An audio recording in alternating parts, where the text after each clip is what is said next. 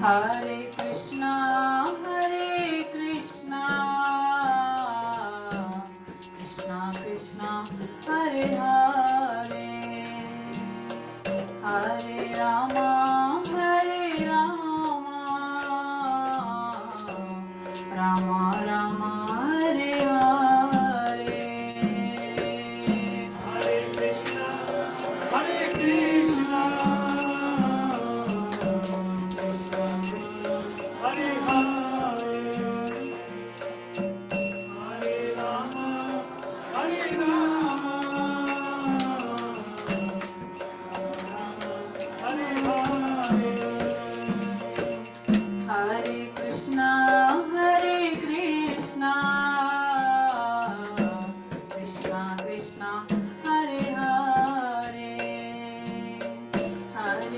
Rama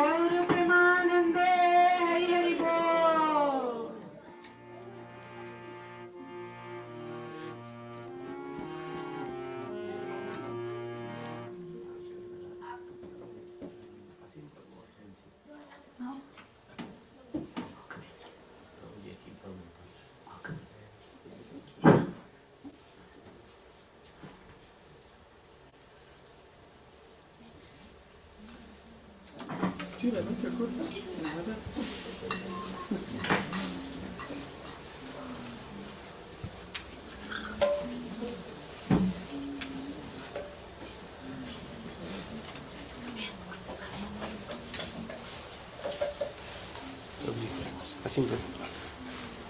You have to turn the recording.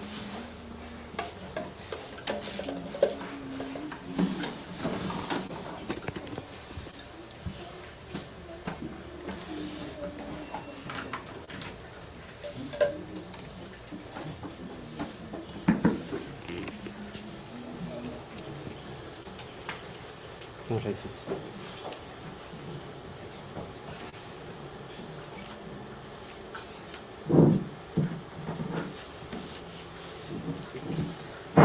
Hare Krishna, Hare Krishna, Hare Krishna.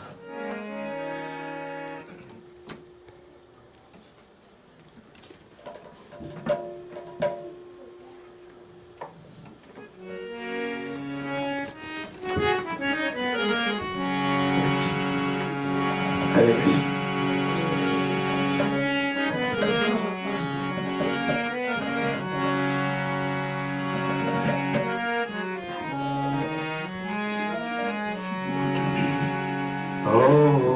ज्ञानंतिमिदं दृश्यज्ञानं जनशलाकया चक्षुरुष्मीलितं येन तस्मै श्रीगुरुवे नमः।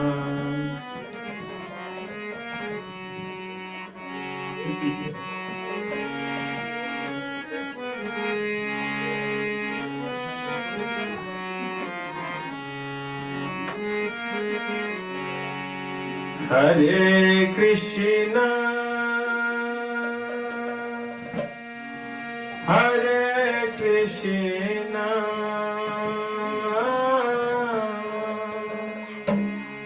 Krishna Krishna,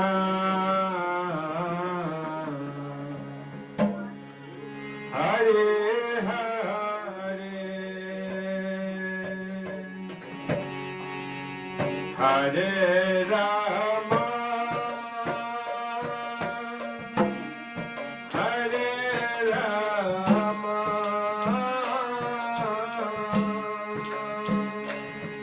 Rama Rama, Hare Hare.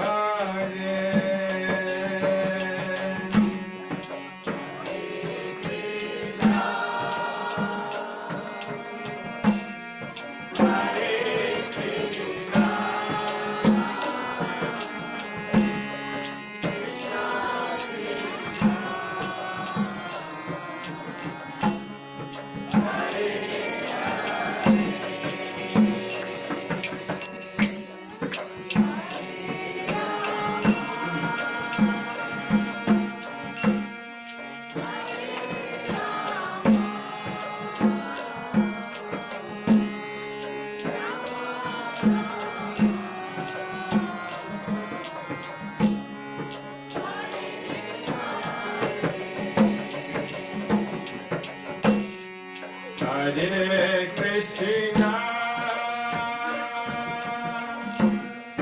Hare Krishna,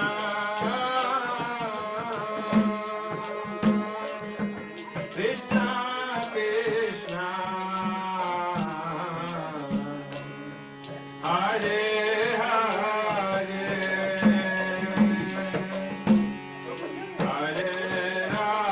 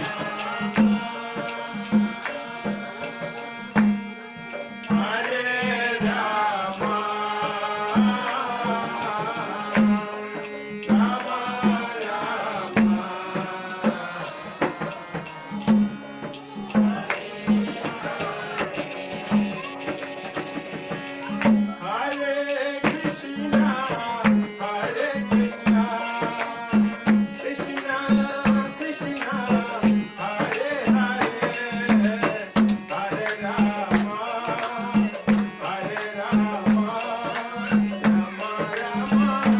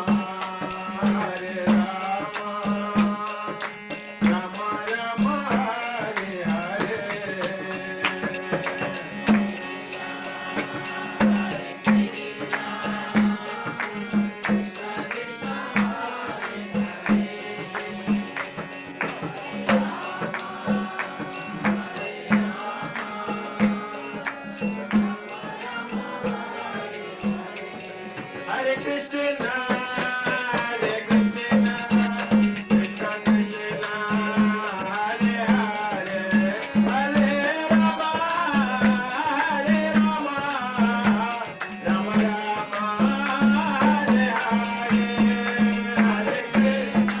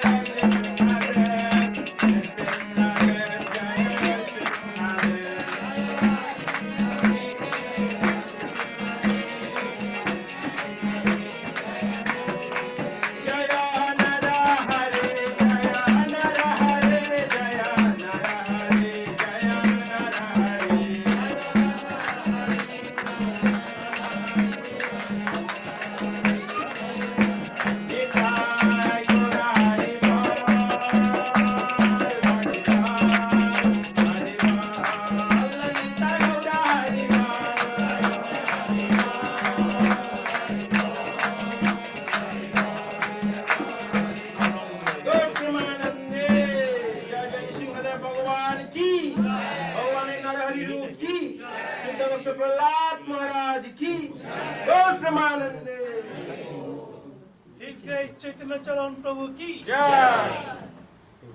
The Prabhupada ki jai. Hare Krishna. Hare Krishna.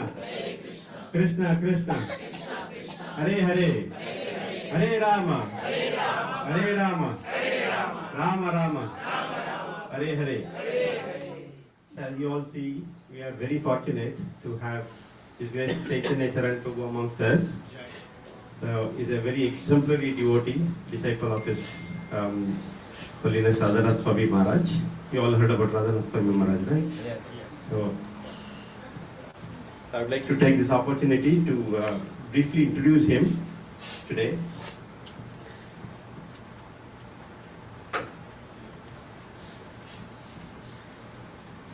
So his Grace Chaitanya Charan Prabhu is a mentor, he is a monk, he is a speaker. He travels a lot across 4 continents. He is a traveling preacher. He has been following Krishna consciousness and preaching for about 25 years now in Bhakti Yoga tradition, 25 years. Through its modern day expression, through International Society for Krishna Consciousness, ISKCON. He is the author of 27 books that can explain the relevance of Vedic wisdom texts, including the Bhagavad Gita and Ramayana. So at the end of the session, there are many books down outside, Ramayana and Bhagavad Gita as it is. It is the only book in the entire world which is daily Gita, right? Daily Gita. He is the author of, the only daily blog on the Bhagavad Gita, GitaDaily.com, where he has written some 4,000 articles on Gita. So he is also invited speaker at TEDx, World Peace Conference, UNESCO, Intel, Google, Microsoft, Salesforce, Stanford, Princeton, Yale University, Harvard, MIT, and Cambridge. So he gives almost like 400 talks across 100 cities in 4 continents every year. So we are very, very grateful for him. Let's chant loudly 3 times Hari Bol and come Hari Bol, Hari Bol. So he'll be discussing about life lessons of Ramayana today, and at the end of the session, we'll have question answers. Thank you. Thank you. Sorry I got delayed in coming here. I'm delighted to be here, all of you today. So let us begin with some prayers. Am I audible to everyone? Yes. Can you hear me?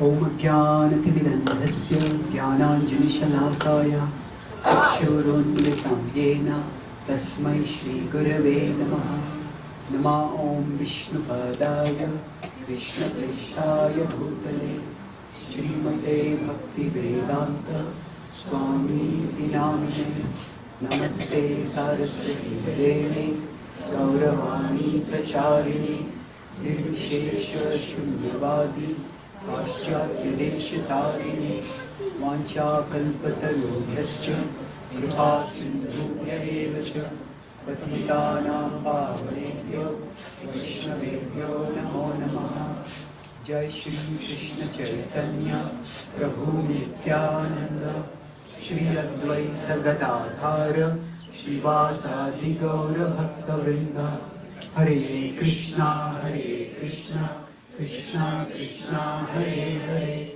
Hare Rama, Rama Rama, Hare Hare.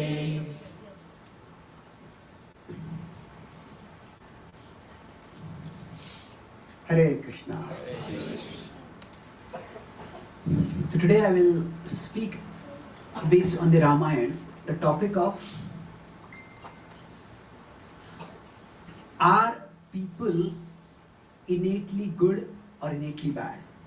We'll basically try to understand this topic of human, is visible? Human motivations. Why do people do what they do? So let's start. I'll start with this question. How many of you think that people are basically good? And how many of you think that people are basically bad? How many of you think people are basically good? Okay. Thank you. How many of you think people are basically bad? No one? Okay. Let me soften the question. How many of you think some people are basically bad? No one? Okay. You think some people are basically bad. Okay. Now, see, we would all like to believe that people are basically good. And of course, we very much want to believe I am basically good. Even if I had done some not so good things. But while we would like to believe that, but if we have encountered the harsh reality of life, we have all, at some time or the other, we have probably encountered people who don't just do bad things, who seem to get joy in doing bad things. That means, say, if we are rushing to meet someone or going somewhere, and when we go through a crowded area, and we step on someone's foot, if we notice that, immediately go, I'm sorry. Maybe we'll touch them, or we'll touch our head or something like that. We'll apologize. But imagine somebody is rushing and they step on somebody's foot and they notice. And when they notice they step on that person's foot, they deliberately raise their hand and stamp it down further on that person's foot. Intentionally want to hurt someone. Now, do people like this exist? They do exist, isn't it? Some people seem to get joy in hurting others. And such people can actually shake our faith in humanity itself. There's one American comedian who said that, I love humanity. It is just human beings I can't tolerate.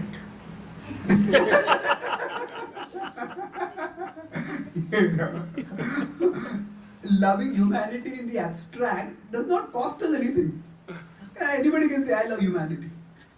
But when we actually deal with human beings, then people are messy. We of course ourselves are messy. So sometimes when we live in human society and we see the naked face of evil sometimes, we see people who get joy in doing terrible things. Then it makes us think, what is going on over here? One of the easiest ways to see this evil, by evil can be defined in many different ways, but I define it as joy in causing pain. And not just pain, it could make it more specific, joy in causing pointless pain. Because a surgeon cuts a person's body, a doctor gives an injection, that is causing pain. And now we say doctor may not get joy in causing pain, but a doctor, they're doing something good over there. So sometimes pain has to be caused. That's just a part of growing up in life. But when the pain is pointless, normally if a doctor is giving injection, say this will hurt a little bit. I'll apply something that will not hurt so much. They're apologetic. Imagine we go to a doctor and doctor says, hey, I'm going to give you a big injection. And doctor has a big smile on their face. What's going on? Maybe I don't want an injection from you. So we could say pain is unavoidable. But, and sometimes not only is unavoidable, that's just a fact of life, sometimes it may be necessary also. But when this pain is accompanied by these two factors, that somebody who is causing pain gets joy in causing it. There are many movies where, say, some coach of an athlete pushes the athlete a lot, and the athlete is on the point of breaking down. The coach keeps pushing him. Now, and sometimes the coach may seem to get joy in roughly treating the athlete. But then the coach has some purpose. I want you to become a champion. So it's joy alone is not the problem. It's when it is joy and it's pointless pain. That means that person is causing pain and just gets pleasure in causing pain to others. Then that is when it starts raising questions. Now, what kind of person is this? What kind of person would do something like this? Now, when we see something like this, when we see evil, the typical human tendency is to demonize it. Demonize it means this person is a demon, this person is an animal, this person is not a human being. Now, if somebody sexually violates someone, this person is an animal, this person doesn't belong to the human species. So basically, when we see something very evil, something very perverse, we want to disidentify, want to distance it from the rest of humanity. Say, this is not a human person, this is not a human being. So now, why are we discussing this topic? I said we are talking in the Ramayana. See, in the Ramayana, there is one character who is a very dark and evil character. Who is that? Ravan. Now his very name, Ravan, was that one who caused others to cry. And his abducting Sita was not the first of his atrocities. It was in fact the last of his atrocities. It was the atrocity that led to, as they say, Paap ka ghada bhar gaya. His pot of sin overflowed at that particular time. But he was a person who just, when he was going around conquering the universe, kings have royal ambitions and they fight and they try to expand their kingdom. Now that causes bloodshed, that causes destruction. But even in fighting a war, there is necessary destruction and there is unnecessary destruction. You fight against soldiers, you kill soldiers, that's war. But you start killing civilians, that's not war, that's brutality. That's atrocity. So the thing is that Ravan terrorized the universe. Now the question comes over here that when we demonize, this person is not a human being. When we see somebody like that who's doing something terrible, this person is not a human being. Now we may say, okay, biologically speaking, that person is still a human being, isn't it? They still belong to the Homo sapiens species. So they are humans. Now if you see, within the Vedic classification, there are how many total species, anyone knows? 8.4 million. And now among those, there are how many human species? 4 lakhs. 4 lakhs or 40 lakhs? 4 lakhs. 4 lakhs, okay, good. So now we have 4 lakh human species. Now what does that mean? Biologically speaking, there is only one human species. But actually it refers to levels of consciousness. So technically speaking, even the devatas fall in the human species. And the asuras also fall in the human species. Because if you see, devatas and asuras also have many attributes similar to what humans have. So in one sense, when you talk about asura and devata, let's start with it. Asura. So this is a question. Is asura a species or is it a mentality? What do you think? It's a mentality. Krishna says to Arjuna, there are two kinds of living beings. Dvav bhuta sargau lokesmin daiva asura evacha. So there are two kinds of living beings. There are some living beings who are wise and there are some who are otherwise. So there are devatas and there are asuras. So now interestingly, when Krishna classifies this, if you see the description he gives, he says, idam adhyamaya labdham imam prapse manoratham idam asti idam api me bhavishyati punardhanam. He says, this much money I have gained and that much money I will gain more. The person who thinks like this, sometimes when two people are having a discussion, they don't mention any names, but they're describing some person and everyone knows whom they're talking about. The name is not mentioned. So when Krishna and Arjuna are talking, it's very clear. Oh, this much money I got, that much money more I'll get by that scheme. That scheme has worked out, that scheme will work out more. they are actually in one sense talking about Duryodhana. Since his childhood, Duryodhana was trying to grab the kingdom. And this scheme, that scheme, that scheme. Now Duryodhana was biologically speaking a human being. He was born in the same Vamsha, same dynasty. But he had an Asuri mentality. Now Ravan was in a different species called a Rakshasa species. But broadly speaking, he falls also in this 4 lakh species only. So he's a Rakshasa is also a type of a human being. But anyway, the point I'm making over here is that Ravan, he was a terrible demoniac person. But at the same time, if you consider, Ravan had 2 brothers. Do you know the 2 brothers? Kumbhakarna, Vibhishan. So now, were both of them like him? No. So who was most unlike him? Vibhishan. So now, if you consider in terms of species,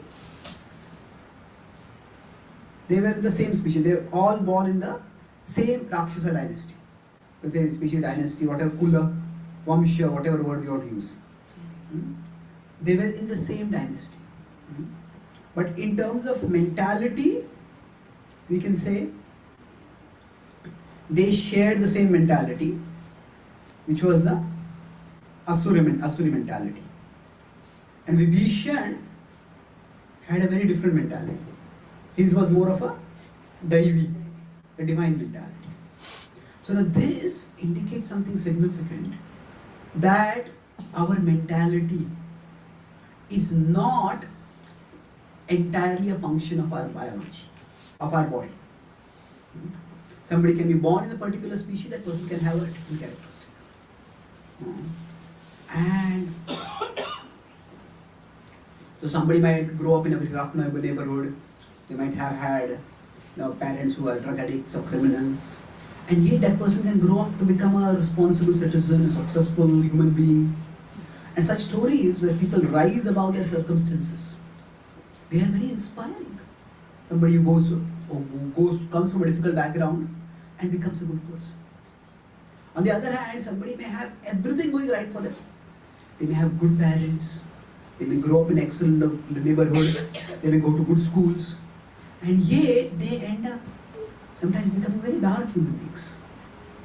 So that means that there is something within us humans which is not a function of our circumstances alone.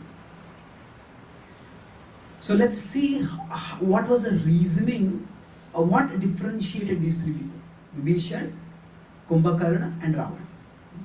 What was it that exactly differentiated them? So when we are looking at this, we are trying to understand how one's conditions, see basically when a person does any actions. Oh, It's a different color. so you are not able to, the red you are able to see? No, not so only, much. only white. Oh, the red also, wow. Well, I'll request you not to be humble. If you're not able to see, please let me know. Okay? I'll try to make it more attractive, but it is becoming not just unattractive, it is becoming just invisible. So, we're trying, our whole discussion today is to try to understand, why do people do what they do, and what can we do to ensure that we make good choices, and those whom we love, they can make good choices. So we will try to see the process of reasoning. What do people think? It's very easy to say that, oh, this person is a demon. But okay, but how does this person think? Maybe I might also think like that, I should not think like that. Where does the thinking go in a particular direction? That's what we'll try to explain. So now here, when we look at Ravan, Ravan is the embodiment of which anartha? Lust, yes. So now, in one sense, the word lust, it's in English has a negative connotation, generally speaking, but the Sanskrit word kam has both a positive and a negative connotation. Kama, when you talk about the four Purusharthas, which are the four Purusharthas? Dharma, Artha, Kama and Moksha. So there, Purusha Artha means the purpose of life. Or rather, Artha means that which gives meaning to life. So Dharma is living virtuously. It's not just doing some religious rituals. Dharma is doing the right thing. Then Artha is, by that we get resources. And when we get resources, there can be various, money is one resource. But there are many different resources. We can have friendship and support from other people. We can have good health. It's also a resource. So, if we live virtuously, we get Artha. Dharma will live into Artha. Now, if we are good citizens, if we are good neighbors, then if we are good employees, if we do Dharma, now this can be seen in a many different ways. I'm analyzing this in a particular way. Dharma will lead to Artha. That means virtue. A student who studies nicely, that student will get good marks, will eventually get a good job. Virtue will give resources. Roji, there's a little bit of feedback. Maybe if you make it closer. Oh, closer or further? Closer. Is this better? Yeah. Okay. Then resources. Okay. Is it okay or no? Still, I think Still it's it is still there. Yeah. It's almost like a background echo coming. Yeah. Hare Krishna, Hare Krishna. That's better. Krishna Krishna, Hare Hare. Hare Rama, Hare Rama. Rama Rama, Hare Hare. So resources will lead to fulfillment of desires. Kama is not just desire. Kama also means fulfillment of desires. So when we get Kama, when the Artha leads to Kama means through resources we can fulfill our desires. And if these three things are done, then fulfillment of desires leads to freedom from desires. Or rather, you could put it this way. It's more like these three together, they lead to freedom from desires as moksha. Like when a person is young, I want to get money, I want to become famous, I want to become powerful. As a person grows older, they start realizing, okay, fame is nice if I get it, power is good, I get it. But there are other things which are more important. There are things that matter.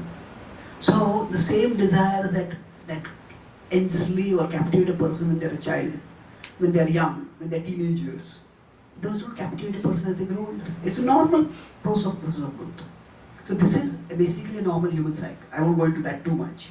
But my point here is, karma can be positive, but karma can also, in this cycle, karma is positive.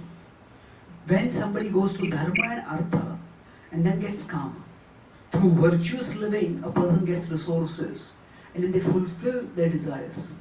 Gradually, their desires start getting elevated. These desires start getting purified. But negative is when there is only karma that is pursued. Or only karma is, only artha and karma is pursued without any dharma. That means a person just wants to fulfill their desires. They don't care for living virtuously. Somebody wants to fulfill their desires, then okay, you become a responsible human being. And then you get resources, you fulfill desires. But a person doesn't do that. A person seeks shortcuts.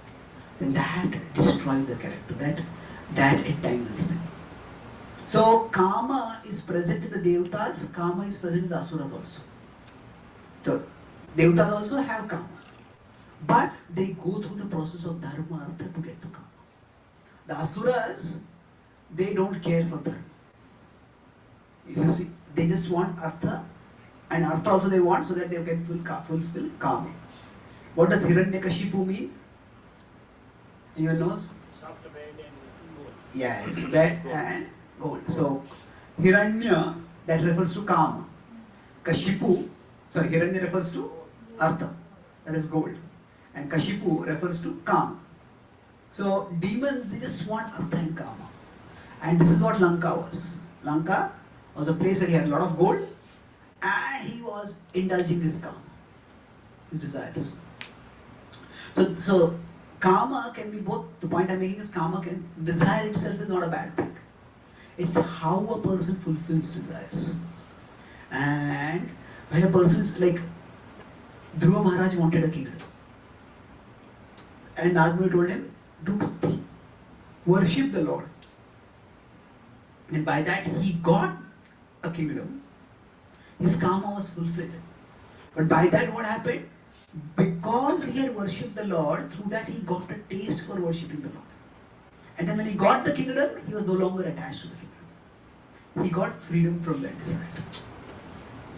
So now, when let's consider that, we'll look at one particular, all this might seem a little philosophical, but that's just a quick background. So let's look at one incident and how these three people reacted differently. So Ravan abducted Sita.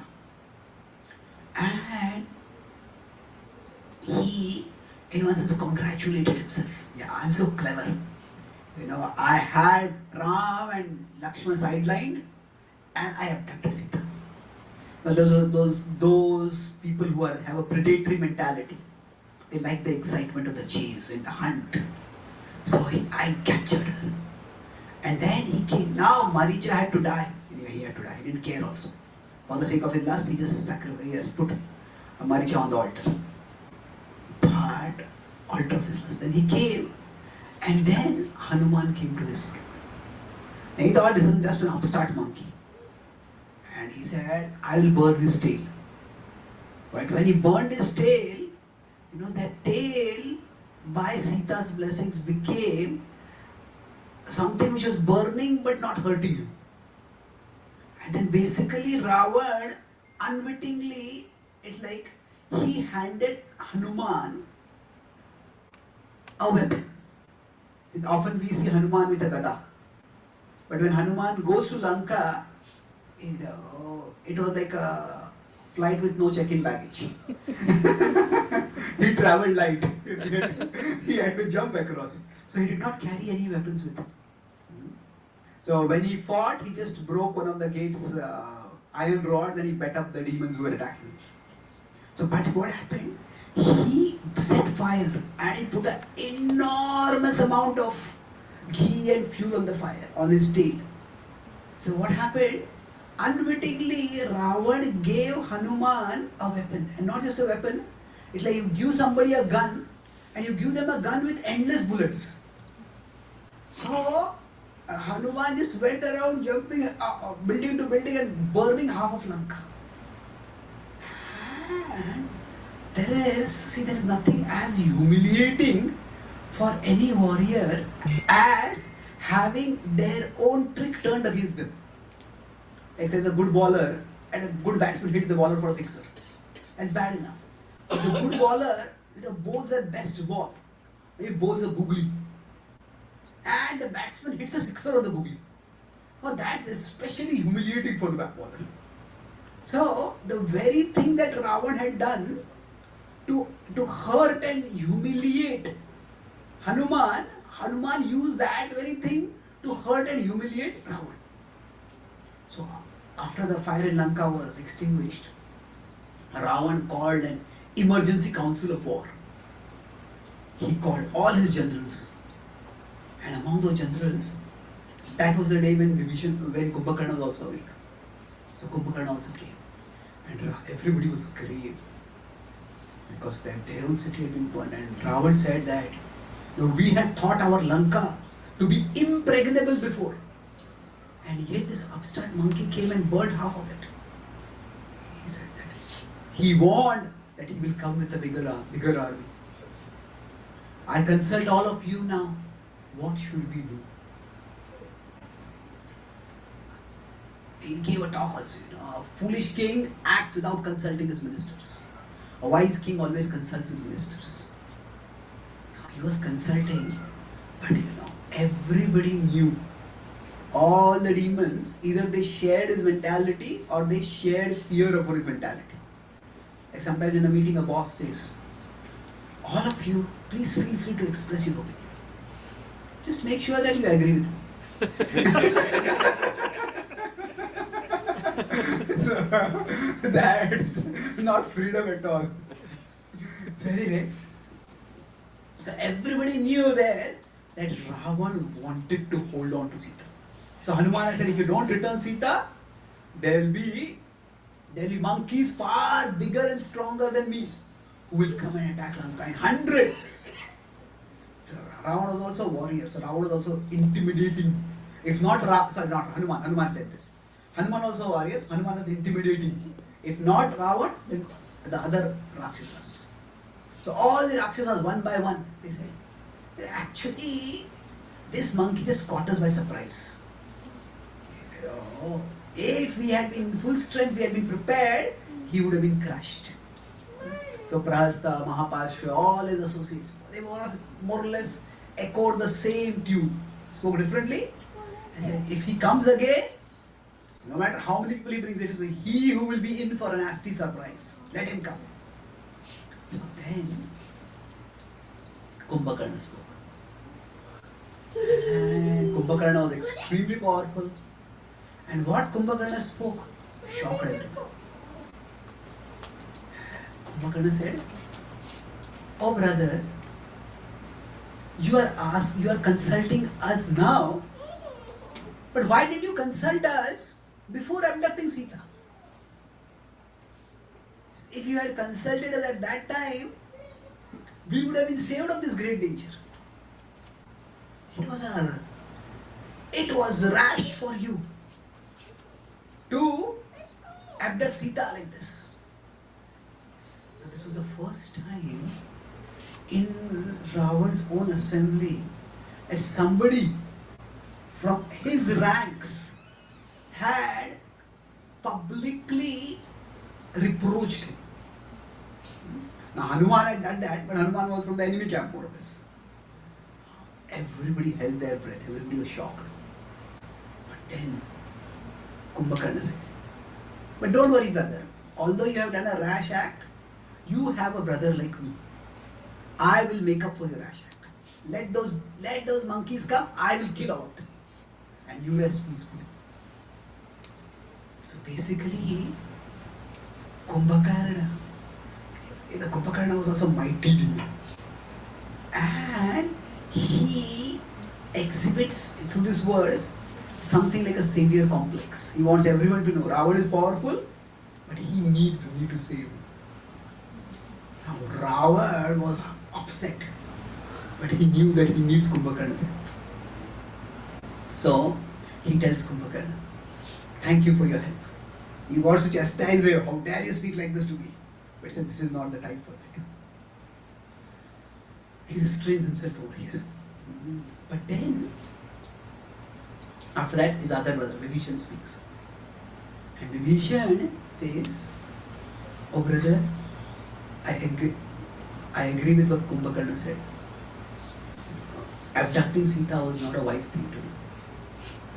And as far as fighting against the army that is going to come to rescue Sita, just one ram alone destroyed 14,000 of our demons, including Trishara and Khara and Dushan at Janasthan. One monkey entered into our city and destroyed our defenses and burned half of our city. Oh brother, please remember that the boon that makes you invincible does not hold true against humans, and it does not hold true against monkeys. Oh my dear brother, one Sita, one woman is not worth risking the destruction of our entire kingdom. Please return Sita immediately. Now, when Vibhishan spoke, he spoke with such fervency. And Ravan paused. Ravan became reflective. And then Ravan said, okay. He said, we'll dismiss the adjourn the assembly now, we'll meet tomorrow. I'll think about it. Now what happens is, whenever wisdom is spoken, for some people, wisdom is like light. When words of wisdom are spoken, oh, I didn't think this way. For other people, wisdom is like lightning. Lightning means what? It's illumination for some time, but afterwards, again darkness. So because Ravan had just seen the power of Hanuman, they all could have a lot of bluff and bravado. But Ravan knew this monkey was no fluke. The way he had jumped from building to building, dodged their attacks, the way he had set fire to the various buildings, he seemed to be observing which building was most vulnerable, which building would cause most damage. This monkey is a trained warrior. So he knew there is a formidable enemy, and Vibhishan's words basically confirmed that. So he paused. But then that night, another night he spent with unsatisfied lust for Sita. And as he was tossing around his bed, the next morning when he woke up, I have to have Sita, whatever be the cost. So Kamam Ashritya Dushpuram, the Bhagavad Gita says. Kama is Dushpura. Dushpura is insatiable. So now what happened over here is that Vibhishan decided, I need to talk with Ravan before the assembly the next day. So he came to his palace. And then Ravan saw Vibhishan, he greeted him. But Vibhishan, just by seeing the face of Ravan, he could see that his disposition has changed. And Vibhishan begged Ravan, he says, please my dear brother, you are a powerful Rakshasa. Under you, the Rakshasa kingdom has always been safe. You who have been the protector of the Rakshasa dynasty, please, you should not become the cause of its destruction. Let Sita go. Ravan just looked away. Sometimes when we don't want to listen to someone, we don't have refutation for their argument, but we don't want to listen to that argument. Then what we do is, we act as if we have not heard that person. Sometimes the phone conversation is going on, the other person starts saying something you don't want to hear. I think the connection is very poor, I'll call you later. So like that, Ravan just neglects him, and Vibhishan's heart sinks. Then the assembly begins, and once again Vibhishan decides to make a last ditch effort. Vibhishan begs to Ravan. He takes his own crown and puts it at Ravan's feet, and he says, my dear brother, if you think I am selfishly motivated, please, you can take away whatever I have. But please don't leave our entire dynasty to destruction. Ravan just insolently kicks away the crown of Vibhishan. Now Vibhishan has to make a decision. What should he do? He has a few close ministers to him. So he goes and consults them. And Vibhishan says, I have three choices here. He says that I can either lead a rebellion. So I am a member of the royal dynasty. I have to stop the destruction of the royal dynasty. I can lead a rebellion against Ravan and take over the throne and return Sita. But he said that I don't have enough support for that. And even those demons who are opposed, who may have concerns with Ravana's plan, they have too much fear of Ravana. So they will not agree. This is not likely to be successful. Then he said, another is, I could just renounce the kingdom and go to the Himalayas. He says, I don't want to be a part of this. But he says, that will be I may save myself, but I'll be failing my duty to protect my citizens. Then he says, the third option for me is to, as he says, switch sides. It is to go over to Ram's side and tell him that your enmity is not against the demon dynasty. It's one particular demon leader. And there are demons who don't support him. So, this way, even if Ravan is killed, the entire dynasty will not be destroyed. And then that is what he chooses to do. Now, we'll look at this reasoning towards the end. Now, what happens to him? So, it's Ravan's arrogance is such that although he has the home advantage, generally in any fight, any war, the home advantage is significant. Like say a cricket match is going on. In India, at least in Test cricket, is almost undefeatable. So Ravan has the home advantage. But throughout the fight, he is so arrogant and overconfident that he actually never uses all his forces simultaneously. He has a giant army. Any invading army, you get a limited number of forces to attack. They have to travel so much distance. But the defending army has their entire army over there. So he has his entire army, but never once does he get all his soldiers out, all his generals out in one attack against Ram's forces. He's so arrogant and overconfident, he thinks like, even one of my generals can defeat him. That's why he first sent Mahaprashva, he sent Mahodara, he sends Atikaya. He sends all of them, one by one they get killed. And finally, he makes Kumbhakarna. And Kumbhakarna goes to fight.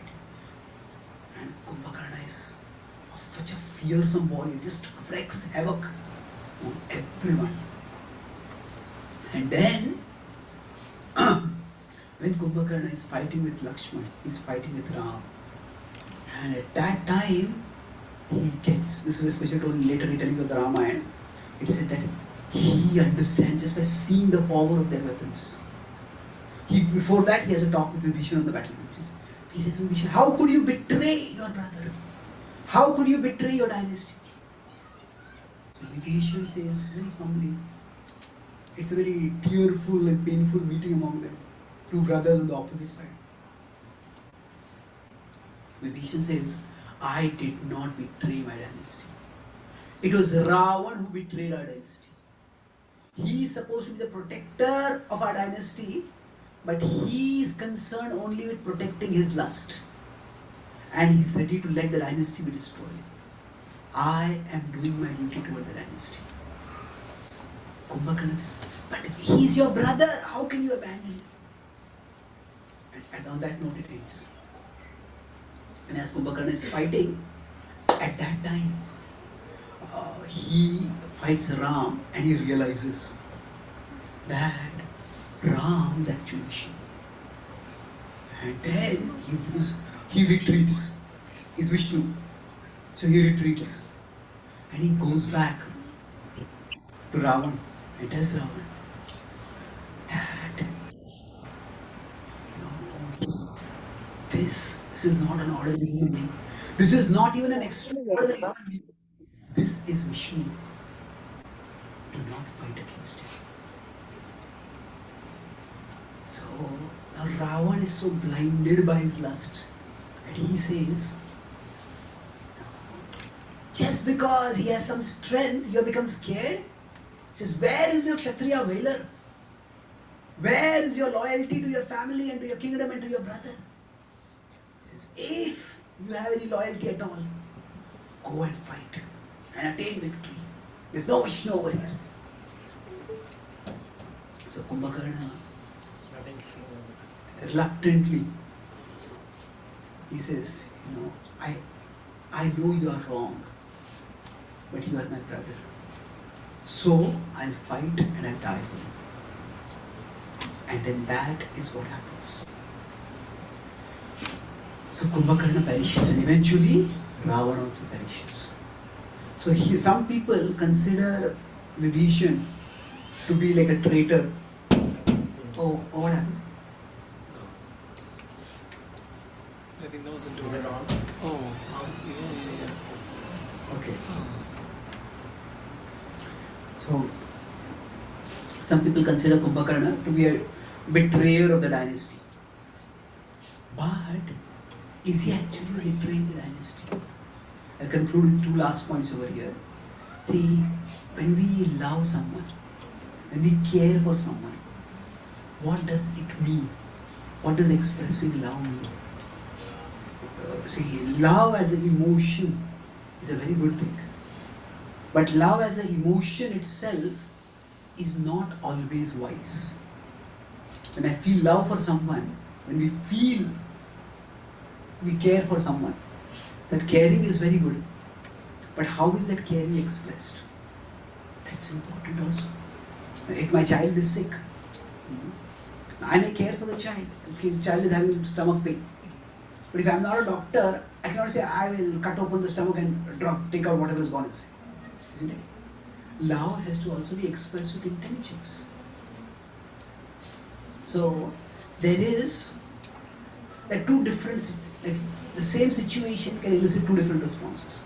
Say we have a close friend, we care for that person, and that person says, you know, I am in a big financial emergency, I need help. Now we may say that, okay, I don't have much, but I can try to help as much as I can. What do you need? He says, I plan to rob a bank. You come with me and help me. He says, no, that I can't do. And then that person says, what kind of friend are you? And you won't help me. Sometimes, some questions, they should not be answered. Sometimes the questions need to be questioned. So the question here is, so asking, what kind of friend are you that you won't help me? The right way to respond to it is, what kind of friend are you that you expect this kind of help from me? Isn't it? Friendship is important, no doubt. But there are other values that are also important. So, the difference between Kumbhakarna and Vibhishan in this particular decision, it just boils down to one thing. So it's like the same point, but which point is prioritized? Same 2 points, but which point is prioritized? You are wrong, but you are my brother. That was Kumbhakarna's mentality. Vibhishan's mentality was, you are my brother, but you are wrong. And it's the same facts, but made differently. So now, what here is illustrated is that ultimately each individual, the point of this whole analysis is not that we should abandon our brothers. That's not the point at all. But the point is that we all make motivated reasoning. That motivated reasoning means there are certain choices that we like and we come up to justify those things. So Kumbhakarna did he love his brother? Maybe he did. But he unfortunately made a demoniac decision in that process.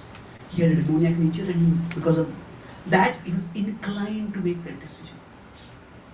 So the Kumbhakarna's Vibhishan's decision, from a devotional perspective, he surrendered to the Lord, and that's glorious, no doubt. But even from an ethical perspective, what he chose was that yes, there's one right thing, which is supporting one's brother. Another right thing is supporting the cause of justice, of dharma, of virtue. And he chose the higher virtue. So for all of us, now both of them were in the same situation. Both of them had the same bodily type, you could say. They were both born Rakshasa family. But both of them chose differently. And that choice determined their destiny. So the entire Ramayana, and even the Mahabharata for that matter, or the Bhagavatam, it's meant to, through these narratives, inspire us to deliberate and make better choices. And the process of bhakti is what purifies us. So that purity brings clarity. When now Ravana, to the extent he was blinded by lust, even when Vibhishan spoke wisdom, it didn't have much impact on him. Only temporary impact. But for Vibhishan, what happened was that for him, because he didn't have that kind of selfish lust. So he had the clarity. What am I supposed to do? So for us, bhakti is not just coming to a temple and chanting or coming to satsang program. It's of course important. But this is meant to empower us during the course of our life. When we face various choices, that we can choose wisely. That we can make decisions that bring us closer to Dharma and ultimately closer to the Lord of Dharma. So the principle of bhakti, what it does is, bhakti, it brings purification. And purification, it brings illumination. Sattvat sanjayate jnanam. And then illumination means light. And then that leads to better decision making. And ultimately, our life's fate will be determined by the kind of decisions we make. So whatever be the past we may have, some of us may have had good upbringing, some of us may not have that much good upbringing, some of us may have been through bad habits, some of us may have some anger issues, some of us may have this issue, that issue. But whatever it is, right now, if we connect with Krishna and learn to practice bhakti, then that will strengthen us. And with that strength, each one of us can make better choices in our life. And thus help ourselves and our loved ones toward a better future. So I'll summarize what I discussed today. We discussed 3 main points. The first point was basically the nature of human nature. So we discussed how there are some people are people innately good, are people innately bad. So we say that yes, people are generally good. Again, it's gone. Okay. I think it's overheated. Overheated. Okay. Your brains are also overheated now. Long class. So anyway, and just summarize over here. You can send. It turns on and I'll just show the summary over here. So basically, we discussed that everybody has the same biology in terms of we're all human beings, but we all have different conditionings. However, despite the conditionings, we all can make choices, and we can't change the conditionings that we have. Conditionings are given to us, but the choices are dependent on us. So then we discussed how the choices work in the case of these 3 brothers, Ravan, Kumbhakarna and Vibhishan. So in one sense, all 3 in the same dynasty, but Ravan, he was blinded by lust. Now Kumbhakarna, he let himself be blinded by duty to his brother. Now, was it duty to his brother? Was it ego that my brother is so powerful, he depends on me for protection, whatever it was. But Vibhishan, he, instead of letting himself be blinded, he was guided by dharma, by virtue. Right? He had his understanding that okay, you may be right, you may be my brother, but you are wrong. So he had that better sense of priority. That what is more important. But you are wrong. And then we discussed, the last point was that it is through bhakti that we get purity, through purity we get clarity, through clarity we have maturity in decision making. And it is that which takes us towards a brighter future in our life.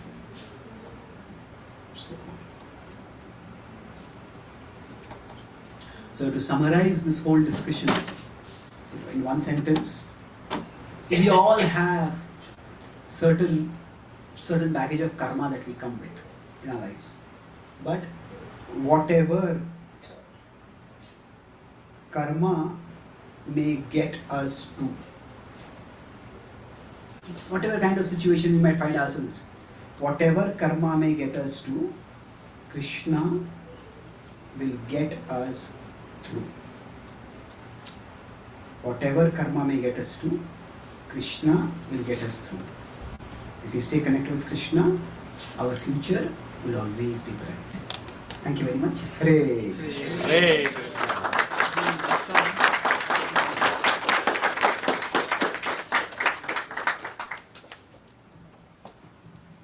It's question and answer session. Any questions?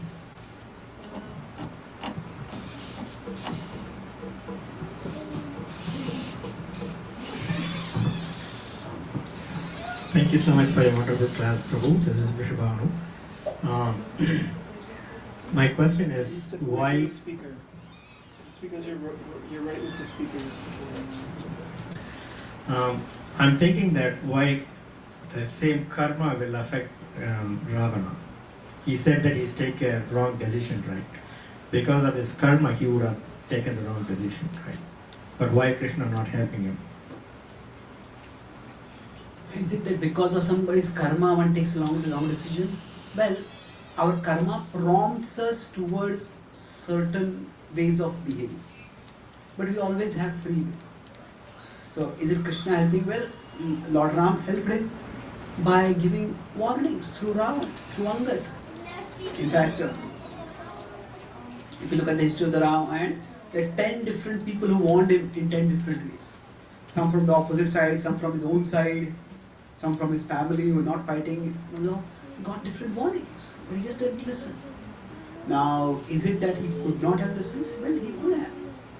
See, by our past karma, this is an important thing to understand, is that we all have conditionings. And the conditionings, they explain our emotions. That suppose something happens and we feel extremely angry. Okay, by my conditioning, I'm a short-tempered person, I felt very angry.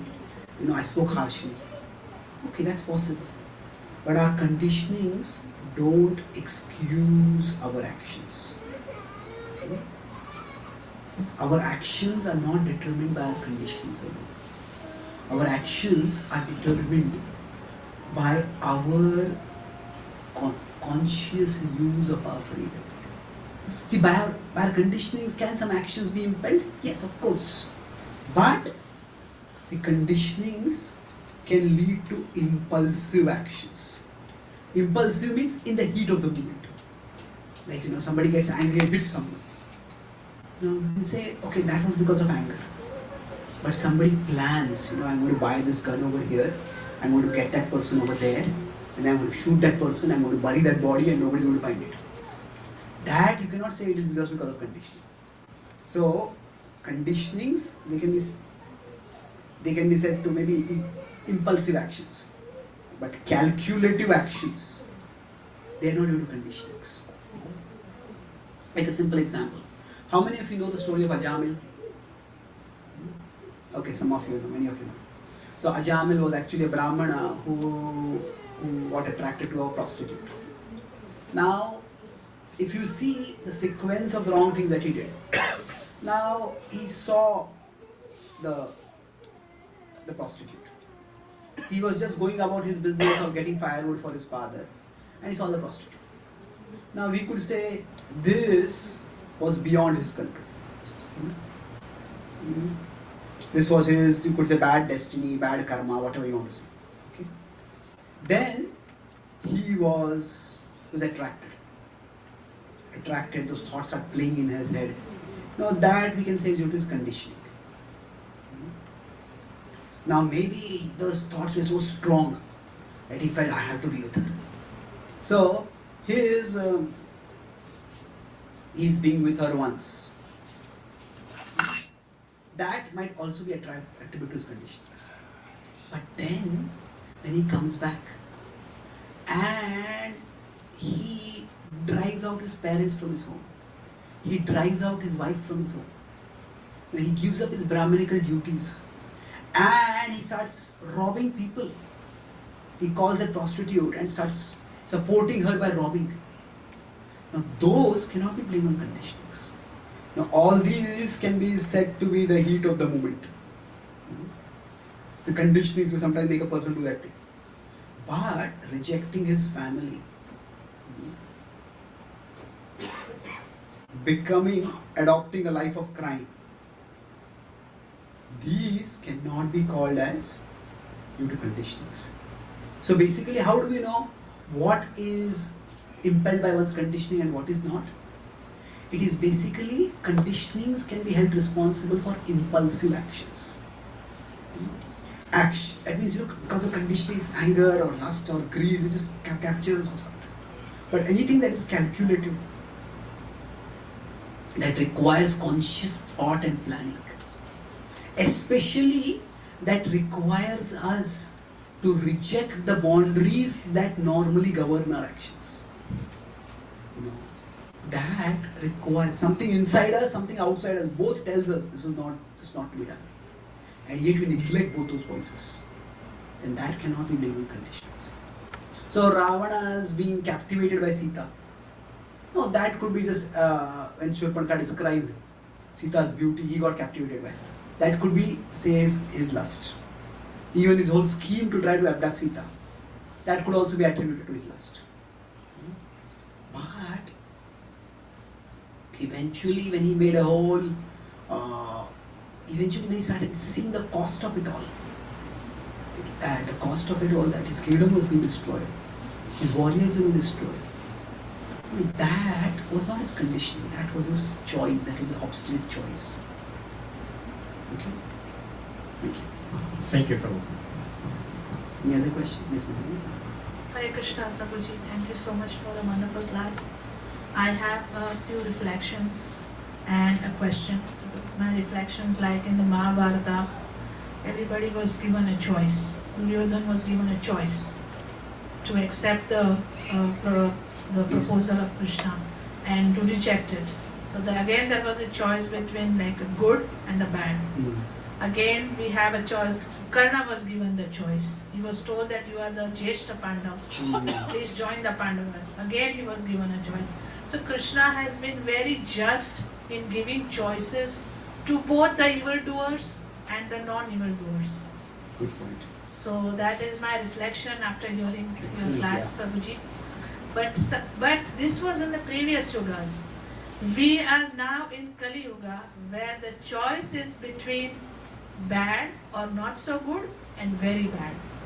Even though we are guided by bhakti, we are still living in the material world and dealing with the outside world, where there are chances of finding something good may be minimal, and the choice will be between the bad and the very bad.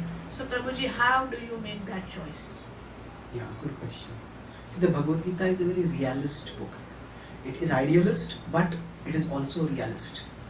See, basically, education, many of your parents, education has to have a balance between explaining the world as it should be and explain the world as it is. If we only tell our children how the world is as it is, no, we tell, people rob, people cheat. Okay, that is a reality. But that is not how the world should be. And if that's what we teach our children, then they will become cynical. They will also become like that. This is just the way of the world. If you have to tell our children, you have to be honest, you have to be responsible. This is how the world should be. But there are people like this also. You have to be alert. There has to be a balance between the world as it should be. This is idealism. And the world as it is. That is realism. So there has to be a balance between both of these. And the Bhagavad Gita also does this balance. The Bhagavad Gita does talk about acting in a mood of selfless service. It's whole karmanye vadika thing, that don't, what is given to you is to do your part. It is not to demand the results for that part. That is there. But the Gita also is realist. Krishna tells Arjuna that sarvarambha hi doshena dhumena agnirivavrita. This is 247. This is 1847. The first chapter where Krishna speaks, the last chapter where Arjuna speaks. Krishna speaks. So Krishna says that every endeavor in this world is covered by fault. And he says, but still you have to make the best of a bad bargain. You can't just give up the world and give up your work in the world because there is fault over there. Arjuna has to fight against his relatives.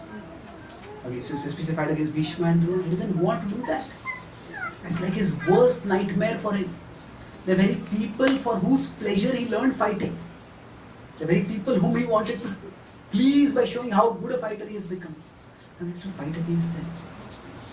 He has to. He says that if you don't fight, the consequences will be worse. A person like Duryodhana will become the unchallenged ruler. So, sometimes as you rightly said, it's not just now. Arjuna also, he had a bad choice and a worse choice.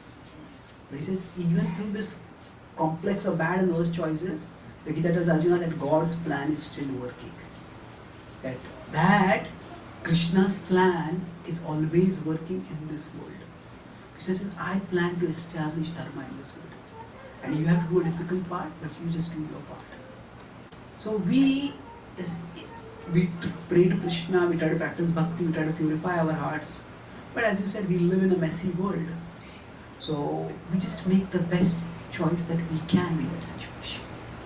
And we move ahead. So and sometimes the difference between a bad choice and a worse choice may not be inconsequential. It may be significant. Like sometimes we may say that all parents should teach their children spirituality. The Bhagavatam says that if we cannot teach our children spiritual knowledge by which they can liberate themselves from material existence, then that's a failure as parents. So, from a spiritual perspective, any parent who is not teaching spirituality is a failure. That's from a spiritual perspective. But from a material perspective, there can be parents in Sattva, there can be parents in Rajas, and there can be parents in Tamas. So now we can say all of them are material, but Bhaktivinoda Thakur says that we shouldn't even equate Rajas and Tamas. There's a big difference, he says. So for example, Sattvic parents, they may teach good values to their children.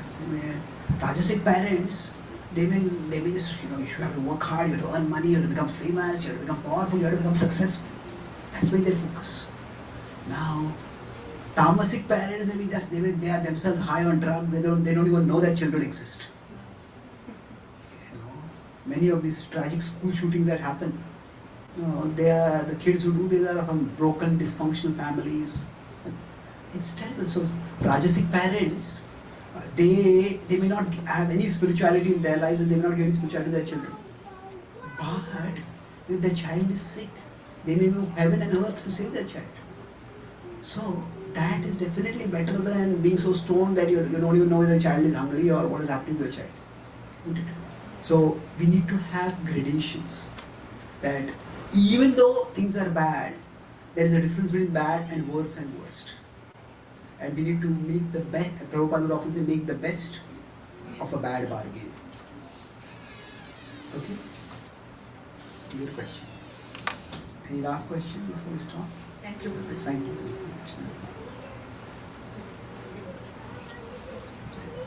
Okay, I have a question. Yes, please. Not related to the talk, but Sure. it was a wonderful talk.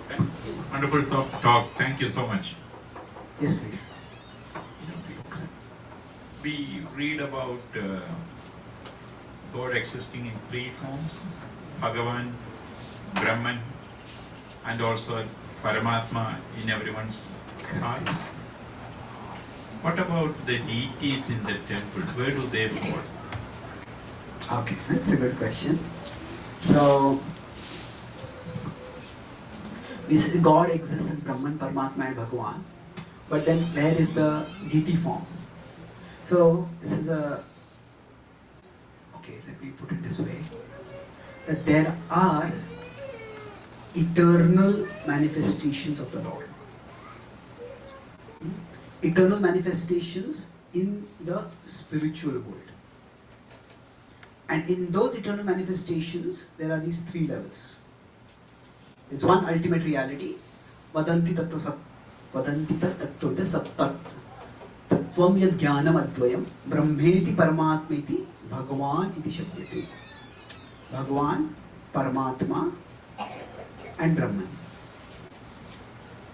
Now in one sense, all of these exist at the spiritual level. Of course, you could say Bhagavan is localized, Brahman is all pervading, and Paramatma, Bhagavan is in the spiritual world, Paramatma is in our heart. But all of them are eternally existing at the spiritual level of reality. So Paramatma also has multiple levels of manifestation. We have, so now apart from that, we could look at this way, that there is a spiritual level, there is a material level.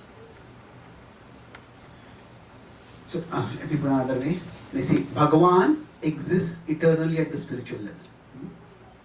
Brahman, in one sense, exists everywhere. The material world also exists within the Brahma Jyoti. And then Paramatma exists.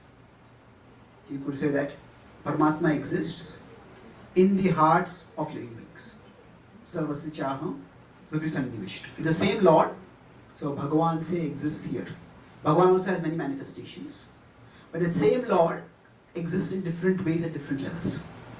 Now apart from this, what happens is, from the spiritual level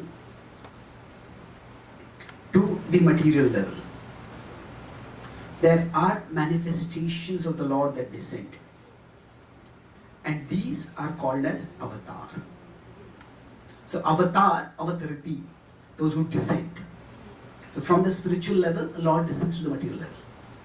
So when they descend, it is the spirit Lord who is spiritual, but the Lord manifests in a way that is visible to our material eyes.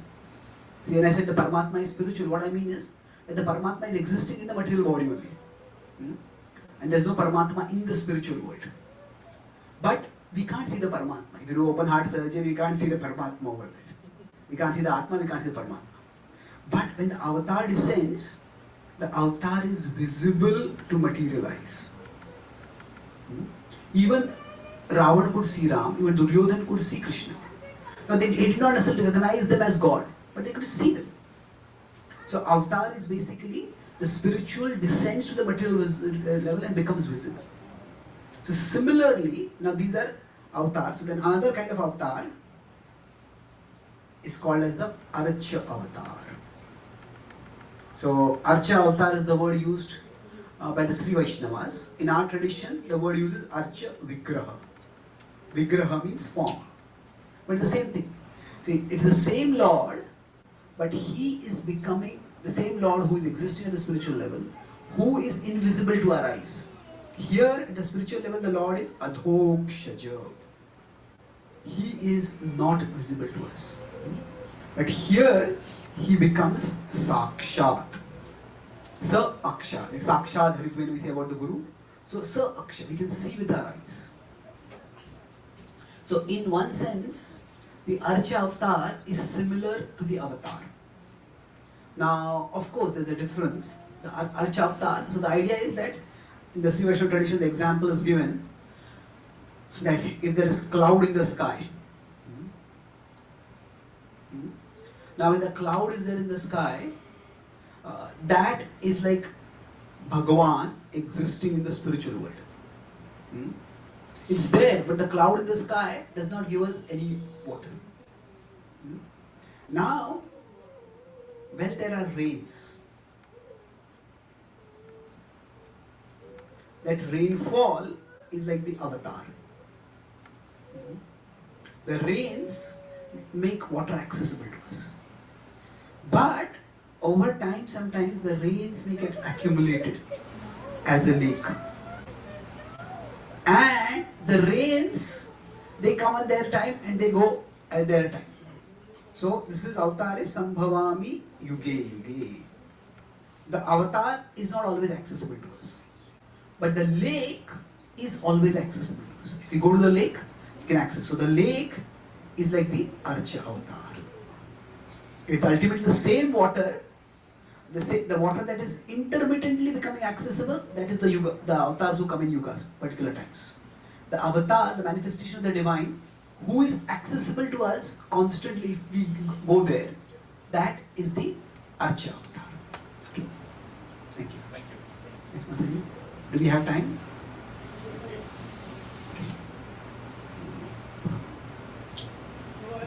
Hare Krishna.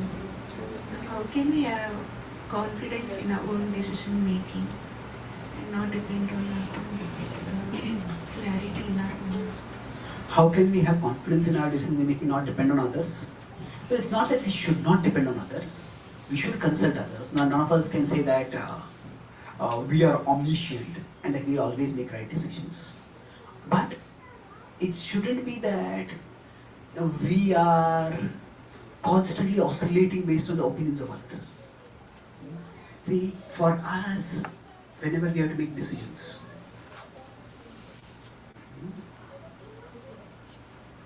our decisions, and you can say others should be, others should be a resource for us, but others should not become the source of our decision making. If we outsource our decision making to others, that is not very healthy. Many people consult astrologers, and yeah, astrology is a part of our tradition.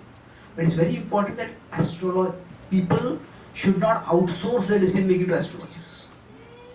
Because the astrologer is one resource. It is for us to make decisions. And the astrologer's inputs we can take. Just like we might take a doctor's inputs. Okay, I'm going to the Himalayas and I got some cold. Should I go? Should I not go? What do you think? Okay, doctor may say, maybe with your health you should not go. But we may decide, it's an important pilgrimage for me. I want to go there. Then what precautions can I take? The doctor may say, okay, take place in this. So it's a resource for decision making. It's not the source of our decision making. So now that's the role of others. There can be other people who are wiser than us, and we should always consult them. But at the same time, they are not going to live our life. Even our guru is not going to live our life for us. It is we who have to live our life. It's we who have to deal with our mind, our body, our family, our social situation, our job, whatever it is. So, of course, the Guru is wise, the Guru is connected with Krishna, and therefore the guidance is invaluable. And therefore, if we have access to our Guru, that's wonderful. We explain our situation, we explain our reasoning, we do our homework. This is the situation I am in, and if I do this, this will happen. If I do this, this will happen. This is what I think. Then we can take guidance from them. Then it's more helpful. Now, as far as developing confidence in decision making, there are two things over here. First is that give up perfectionism. Nobody will always make right decisions. That doesn't happen in life. So we'll all get our decisions wrong sometimes. But there's a difference between sometimes we make the right decisions. If we have done our homework, I mean we have used our intelligence, we have analyzed, maybe write things down, put the pros and cons, pray to Krishna. So basically, homework means two parts to it. There is buddhi and then there is bhakti. That we use our intelligence, it's a major decision to make, write down the pros and cons. Write it down, carefully think about it. Maybe put that in front of an altar in front of Krishna. Krishna, this is my thinking, please guide me. And then maybe keep it there for a day, pray, do a little more tapasya, bhakti. Then pick it up, then reread it again. See if we get some fresh thoughts. We have not thought of certain things. Or we maybe thought something wrong. And then again revisit the decision. So by that what will happen is, we'll get a better clarity. So buddhi and bhakti combined. Now even after that, that doesn't mean all our decisions will be right. Sometimes we make the right decisions, and sometimes we make the decisions right. That means, okay, I made this decision. Now, if I had known something more, I might have made a different decision. But this is a decision I made. Now let me see how I can move forward from here. And the important thing is that while we are making our decisions, it is ultimately God who is guiding us. And even if we make wrong decisions, God never abandons us. So, suppose say now we are driving to a particular place. and we have put the place destination in our map, and Google says turn left, and say somehow we turn right. Maybe we are distracted or something happens, we turn right. Now what does Google do? Well, does Google say, you didn't obey me, get lost? No. So, the GPS reroutes us, isn't it? So similarly, we all have a GPS. That is God's positioning system. So, even if we make mistakes, God never abandons us. God can always reroute us and get us back on the right track. Of course, every wrong turn has a consequence. It will take more time, more fuel, all that. So the choices have consequences. But no choice ever dooms us forever. That's why we just use our buddhi, consult others, then use our buddhi and our bhakti, and just make the decisions. And if we have written things down properly, then later on if we decide, okay, this decision I had based on this information, but this information has changed. So okay, maybe this was not the best decision, but now how can I make the best out of this decision? I made the decision now. How can I move forward? So just because we may have taken a wrong decision does not mean that God has abandoned us. Even through our wrong decisions, Krishna's plan is still working. And that is not a justification for making wrong decisions from our side. But that is the point that we should never lose hope. And we should never become so insecure, oh, if I take this wrong decision, I'll be ruined. Now in the Mahabharata, we have the story of Akshay Patra. That the focus of the story generally is what? Durvasa Muni, and he came with so many disciples, and Krishna came and just ate one morsel, and all of them were satisfied. Now that is true, that's a key part of the story, but there's another part of the story. The Akshay Patra was a precious utensil for Draupadi. In our own house, any responsible house, normally if we have taken our meals, we will wash the utensils and keep them carefully. But if we have some special utensils, say if we have some silver vessels or golden vessels that we use on very special occasions, maybe use for deities, we use for very special guests, then those we will wash and keep very carefully, isn't it?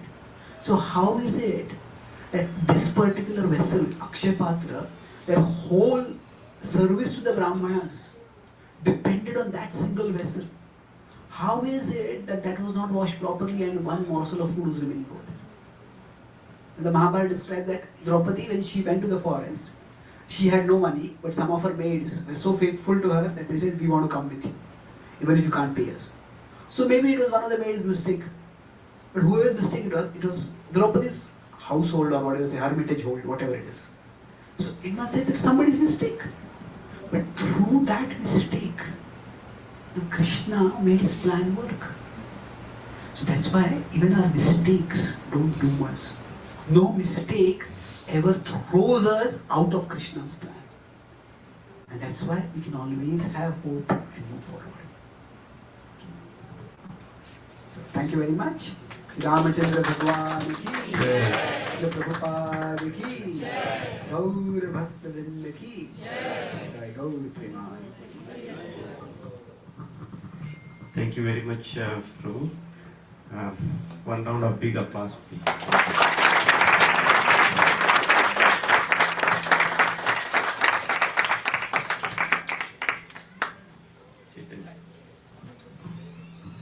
So also I would like to announce that today is very auspicious day because there are many birthdays today, not just one. Urja, kidding. Okay, Urja. So this guy is Shyam Kumar Prabhu and Rati Priya Mataji's daughter Urja's birthday is today. So please pray one time Mahamantra. Hare Krishna, Krishna Krishna, Hare Hare, Hare Rama, Rama Rama, Hare Hare. Also, one of our congregation members,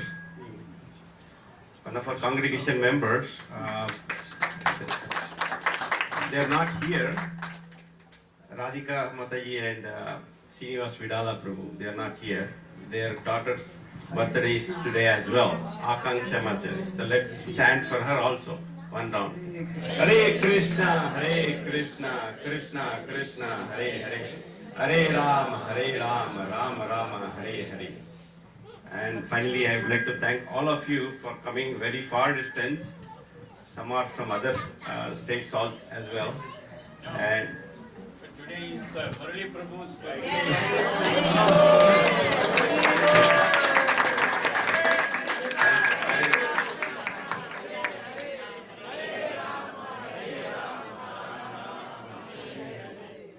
thank you very much. Thank you for reminding. Also, we have among us, we have Srila Prabhupada's disciple, His Grace, Kaivalya Prabhu. So thank you very much, Prabhu, for coming. And the seniors like Jagannathan Prabhu and Makaria Prabhu, all of them. Thank you. Thank you very much. Oh.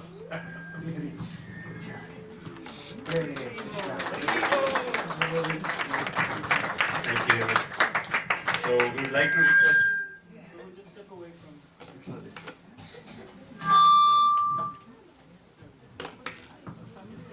So we'd like to request you guys Chaitanya Charan Prabhu.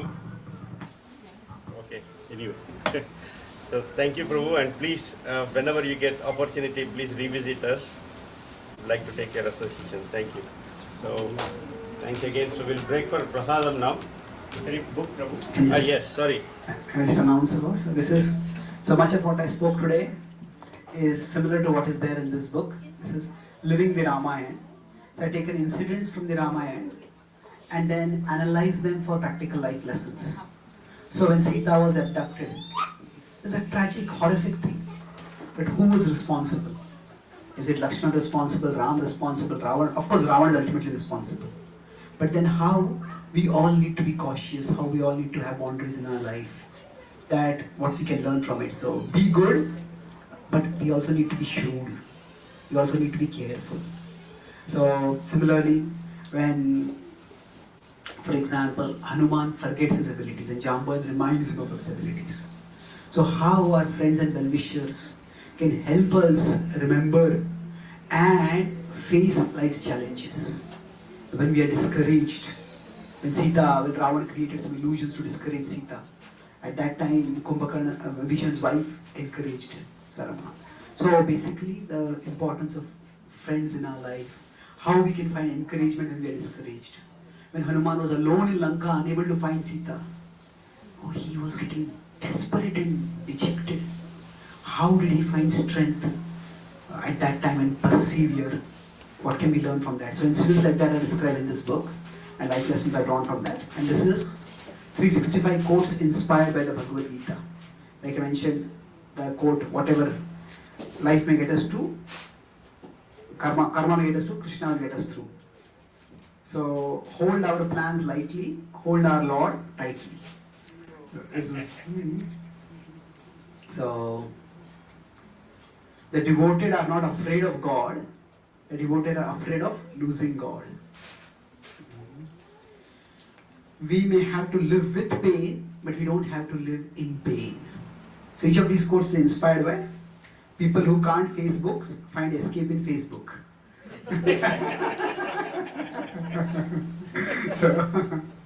So each of these is inspired by one verse from the Bhagavad Gita. And this is an easy way to have something to contemplate on. And it's also a very accessible way to share spirituality with your friends, colleagues, relatives, who may not be interested in spirituality directly, but everybody is interested in wisdom. So you could give this calendar as a gift, or you could keep this in your home reception or office desk, and they just read a quote. You could have and if it interests them, you could have more meaningful discussion. So both of these are available, and I'll also be here sometime in case you want the books to be signed. Thank you very much. Hare Krishna. So these books are available at the front. Okay, so if you want to, he can sign as well. Thank you. So we'll break for prasadam. How much for?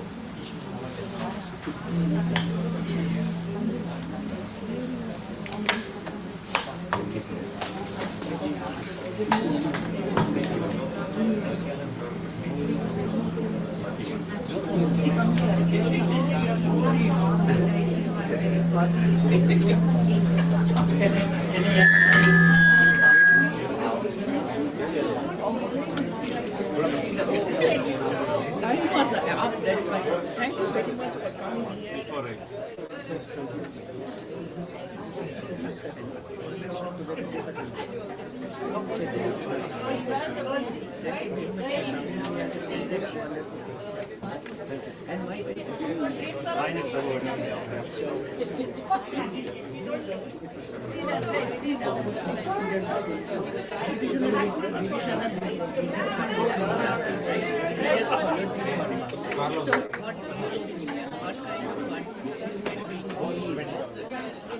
kind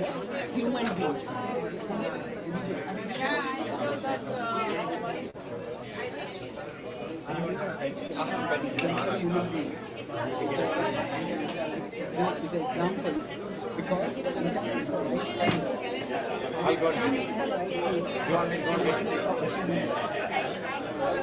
he's like good human, right? He just followed the dharma.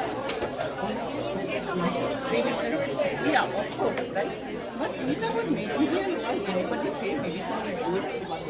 If anybody is supporting his family, say, oh, you are a minister. In our material world.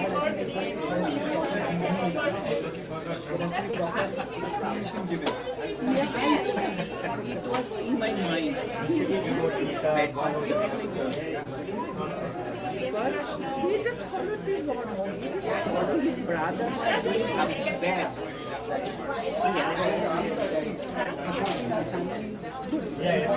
But not bad thing. Okay, you are ready to fix the mess. I will fix the mess. Yeah, of course. Sometimes what happens is something like that. And you will support them. The more you support them, the more they will understand. Sometimes